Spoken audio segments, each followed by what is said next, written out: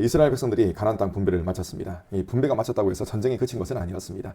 계속 이제 남아 있는 그 땅이 있었거든요. 가나안 족속이 여전히 자리 잡고 있는 그런 땅이 있었습니다. 그 땅에 들어가서 전쟁을 해야 했습니다. 이 가나안 거민들을 몰아내야 했다는 것입니다. 하나님을 믿는 믿음이 굳건해야 이 명령을 수행할 수가 있습니다. 왜냐하면 어느 정도 살만하거든요. 어느 정도 살만하면 사람은 안주하게 되어 있습니다. 굳이 전쟁을 해야 하나? 이런 생각이 들게 되는 것이죠. 그런데 이들은 이 믿음이 굳건해진 그런 것이 아니라 오히려 믿음이 약해졌습니다. 그래서 하나님이 아닌 다른 것들을 의지하고 추구하기 시작했습니다. 그렇기 때문에 이 가나안 땅을 완전히 정복하는 것, 그것을 실패했다. 성경은 그렇게 증언합니다.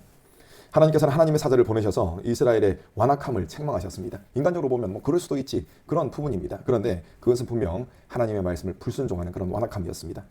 이 책망은 가나안 땅의 주민과 언약을 맺지 말고 또 그들의 재단을 헐라라는 명령을 이스라엘 사람들이 따르지 않았기 때문에 주어지는 책망이었습니다.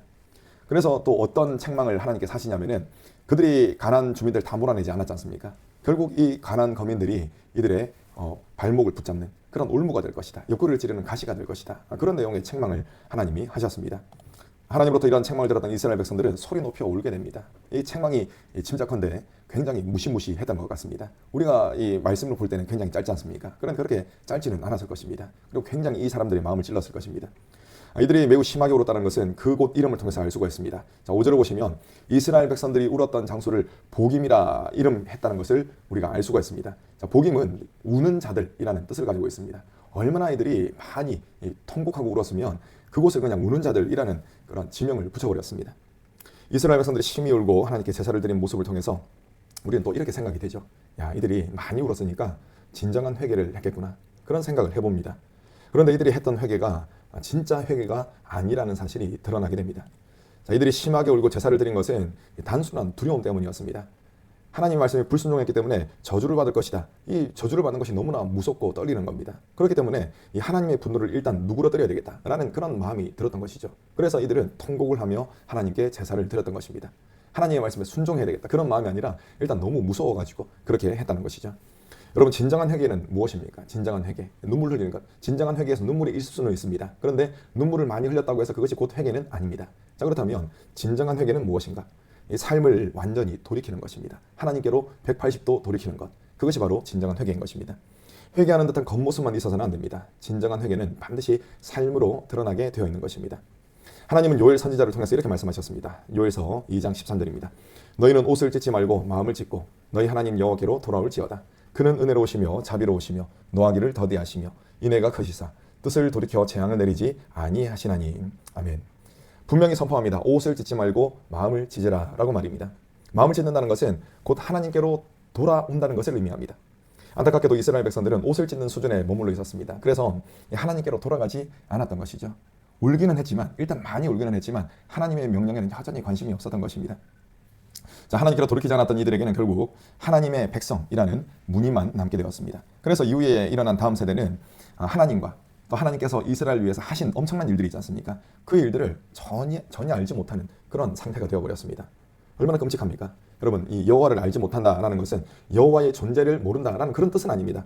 여호와 하나님 계시다라는 것은 뻔히 알고 있죠. 왜냐하면 이스라엘 백성들 가운데 선막이 있기 때문에 그렇습니다. 선막이 있고 법궤가 있고 또 등잔대와 진설병을 올려두는 이 떡상이 있습니다. 그러니까 이 모든 것을 통해서 하나님이 계시다라는 사실만큼은 알고 있습니다. 하지만 머리로만 알고 있을 뿐 하나님을 믿지는 않고 하나님은 경외하지는 않았던 것입니다. 그러니까 하나님의 말씀에 관심이 없는 것이죠. 이러한 불신앙을 여호와를 알지 못한다라고 했습니다. 여호수아와 장로들은 살아계신 하나님을 경험한 믿음의 사람들이었습니다. 살아서 역동하는 이들의 신앙은 반드시 후대에 전해져야 했습니다. 하지만 이 중요한 일, 가장 중요한 일이라고 할 수 있죠. 그런데 이 일에 그냥 실패하고 말았던 것입니다. 새로운 세대가 살아계신 하나님을 경험한 체험이 없는 가운데 살아갔습니다. 그러니까 하는 선택마다 어떤 선택입니까? 믿음의 선택이 아니라 불신앙의 선택인 것입니다. 눈에 보이지 않는 하나님, 그 말씀을 따르는 것이 아니라 그냥 상식적인 선에서 계속 선택을 하는 것입니다. 결국 이 신앙의 대가 끊어진 그 결과로 이 암흑의 시기가 찾아왔던 것이죠. 자, 이스라엘은 영적인 지도자가 없고 후대에 신앙이 전수되지 않았기 때문에 급속히 타락해버렸습니다. 그 결과 악순환이 계속 반복됩니다. 이스라엘이 범죄하면 하나님께서 주변 민족들을 통해서 징계하셨습니다. 그들이 덕을 보겠다 아니면 편하고자 하는 그런 목적으로 남겨두었던 그런 거민들이 결국 이들에게 징계를 하는 그런 도구가 되었던 것입니다. 결국 괴로움이 심해지자 그제서야 하나님을 찾게 됩니다. 하나님은 지도자이자 판관 역할을 담당하는 사사들, 이 사사들을 세우셔가지고 대적들의 손에서 구원하셨습니다. 그런데 그 구원받고 나서 하나님 감사합니다, 이것도 잠시였습니다. 왜냐하면 이 화장실 들어가기 전과 나올 때의 마음이 다르거든요. 이와 마찬가지로 어려움 가운데 있었을 때와 어려움이 해결되었을 때의 마음이 다르기 때문에 그랬습니다. 사사들을 통해 구원받아 문제가 사라지자 하나님도 더 이상 필요치 않다라는 듯이 이스라엘 백성들이 살아갔던 것입니다. 사사의 가르침을 따르지 않고 우상 숭배를 일삼았다. 성경은 그렇게 이야기를 하고 있습니다. 하나님께서는 사사를 통해서 구원을 하셨지만 사사가 죽으면 성경은 무엇이라고 이야기합니까? 여지없이 다시 범죄를 했다라고 이야기를 합니다. 이것이 바로 사사시대의 악순환입니다. 어떤 악순환이 반복되냐면 범죄를 합니다. 그러면 하나님께서 징계를 하시죠. 그러면 이스라엘 백성들이 그때 하나님께 부르짖습니다. 하나님께서 사사를 보내셔가지고 구원하시죠. 그러면은 계속 믿음으로 살아야 되는데 또다시 범죄를 하는 것입니다. 이것이 계속 반복이 됩니다.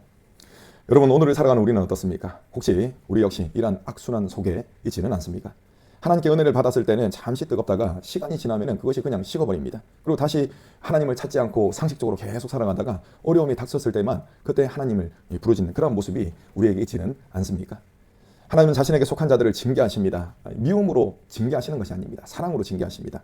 회복되기 위해서, 잘 되도록 만드시기 위해서 하나님께서 징계하시는 것입니다.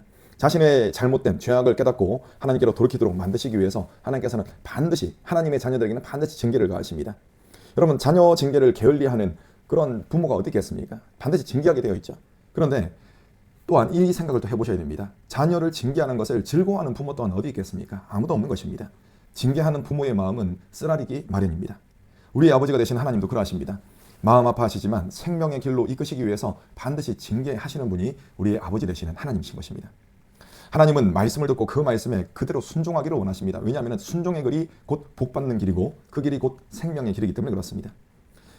여러분, 우리는 이 징계를 받지 않고 곧바로 순종하는 그러한 자들이 되어야 할 것입니다. 왜냐하면 바로 순종하는 자들이 바로 지혜로운 자들이기 때문에 그렇습니다. 저 여러분이 이러한 지혜로운 자가 되기를 원합니다. 지체 없는 순종으로 말미암아 이 죄악의 악순환을 끊어내고 하나님을 기쁘시게 해드리는 그러한 순종의 사람들이 바로 저와 여러분들이 되시기를 간절히 축원합니다.